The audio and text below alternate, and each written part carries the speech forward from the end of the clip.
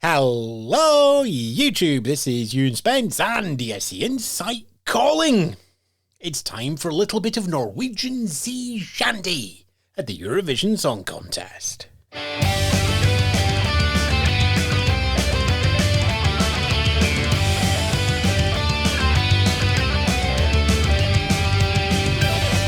Yes, good afternoon, good morning, good evening. That's how all the shows start around here. And then we find out just what musical delights the world has given us for the contest this year as it heads to Liverpool. Norway made their national final selection back January, February. They selected Alessandra with the song Queen of Kings. Alessandra's not here. She's rehearsing now at the song contest or getting ready to head to Liverpool. But I do have Samantha Ross and Nova from 12 Points from America and Olympia, respectively. So we'll review the song.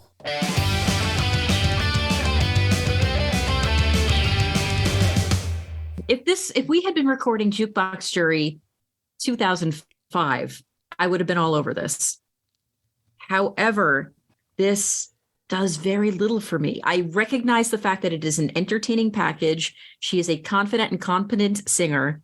The song has definitely got a hook that dun da da da da da da. It's, over on our podcast, 12 Points from America. Ha! Loophole. Way.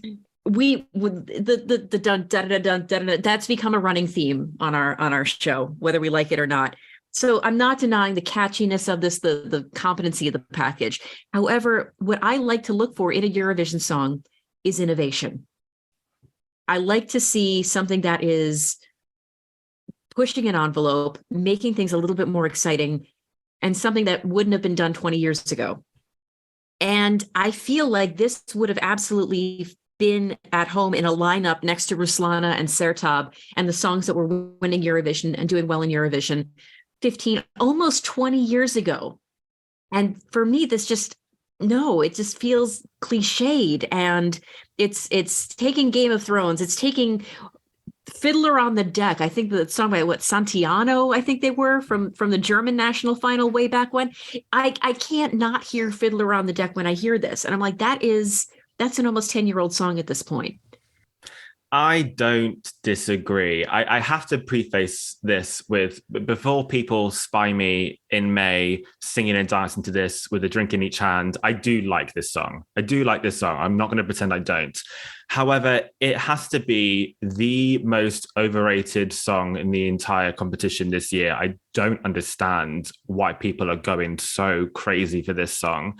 It is derivative. Like you said, it's a very paint by numbers Eurovision song. And what I'm worried about now more than anything is I don't think they really know what to do with this song. It's out there. People like it. The concept around this visually and performance-wise is so confused. I don't understand how they're presenting this. This song is very accessible. It's very easy to sing along to and to dance to. It's fun. But you are absolutely right. There is an almost dated sound to this. And I think it wouldn't take a lot to make it more modern and to give it a bit more innovation. I think that really comes in the production of it. I like it. I'd be lying if I said I didn't, but I wish it had more of an edge. I wish there was more to it. And like I said, I'm confused about how they're presenting this. I fell in love with this on the first listen, and that love has continued to grow. And you know what? I know this is going to be my blind spot for this year, but I don't care. This makes me smile as well. But ye gads, the enthusiasm, giddy highs of Alessandra drives this through. And now I need to work out why. Part of it is the bass line. It is this incessant march, just driving it forward. And yep, it's Ewan Cliche bingo again. I love my bass lines. I love the strong drive and energy that sits alongside a melody. This is almost sea shanty-esque. I mean, this is a rhythm that you use to hoist a mainsail. Yes, and you have to imagine me miming weighing an anchor right there. And look, there's silly irrational moments as well. Her name is Queen. Her name is she. Her name is she, Queen of the Kings. No, see, that's where you're wrong as well. The correct intonation for this is, our flag means death. Her name is Ed. I'm sorry, I just absolutely love this. And heart on my sleeve, heart on the pirate flag. This is the one. I'm glad you enjoy it. Like I said, like I understand I understand why people love this. It's the same reason why people loved Ruslana and loved, that spate of ethno pop. And this is very Nordic wildling, beyond the wall ethno in that way. It just doesn't do anything for me. And again, if we all like the exact same thing, this contest would be incredibly, incredibly tedious and boring. I will say it was a masterstroke to have this as the show opener. That was absolutely the perfect choice for this because it is accessible. It is catchy. It will keep people watching. Unlike, of course, the famous or infamous show opener from 2012, Euro Neuro. I would much rather this open the show than a Euro Neuro. Let's not open that big bag of 9-minute jazz spectacular Euro Cup versions again, Sam. Okay? I know. You talked about it last week. I know. I agree that it's accessible. I agree that it's fun. Like I said, I will be enjoying this in May. I do think it's very easy to get into a Eurovision fandom bubble where people are pushing this to ridiculous heights. I wonder how the general public will react to this. Hearing it for the first time, I think it's a great show opener, but you compare it to, say, the United Kingdom, which is a lot more current. This sounds dated. That's going to appease a certain group of people. It's going to turn off another group of people. So I think it's important to take a step back and just think about this unbiased, without bias for a moment. Yeah, or talk about it, acknowledging that you have the bias. Look, I think one of the points that you made earlier enough about the staging is actually key here, because the staging at MGP was fantastic in my mind. That's what you want. There's something changing every 45 seconds. You have the progression visually as you have the progression in the song.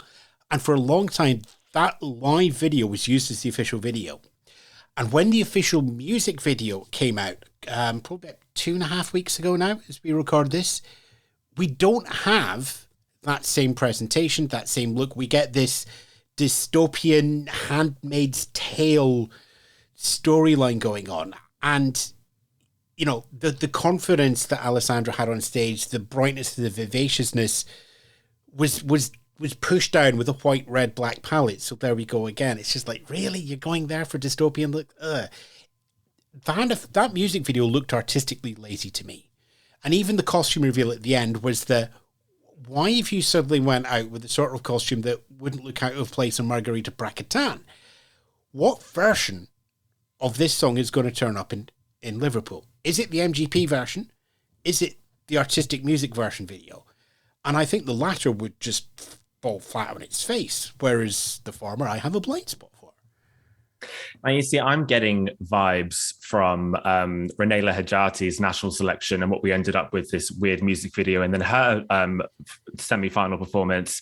I actually didn't like what Alessandra was wearing for her national final. I wasn't a big fan of that. I thought that was rather derivative if we're looking for innovation.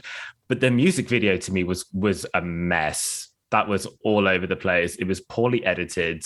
I think she was great. She's got such charisma. There's something so likable about her. And she was really the one solid thing in that music video. But you're right. What are we going to get in Liverpool? What is this going to be? Because the song can only push it so far. I don't know. I mean, look, I know I'm going with a hit with this one. Everybody listening will realize why I'm giving it a hit, and you can make your own judgments. That's the great thing about the song contest. All our opinions are opinions, but it is a hit. I'm not trying to be contrarian, but this is a maybe for me. I would be pleased if it did well, because everybody's going to enjoy that, but I would not be surprised if it doesn't quite make the numbers that people think it will. And as for me, I like I say, I understand the song's place in the ecosystem. I understand why fans love it so much, including one on this particular episode of the podcast. But this is a miss for me.